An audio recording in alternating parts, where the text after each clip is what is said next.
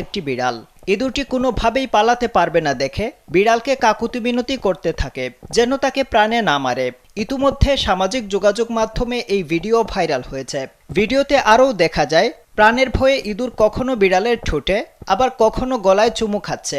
আদরের জ্বালায় অতিষ্ঠ হয়ে ওঠে বিড়াল। এক পর্যায়ে ইঁদুরটিকে ধীরে থাবা দিয়ে সরানোর চেষ্টা করে, কিন্তু তাতেও থামছিল না ইঁদুরটি। কিছু দূর গিয়ে আবার বিড়ালের কাছে ফিরে আসে সে।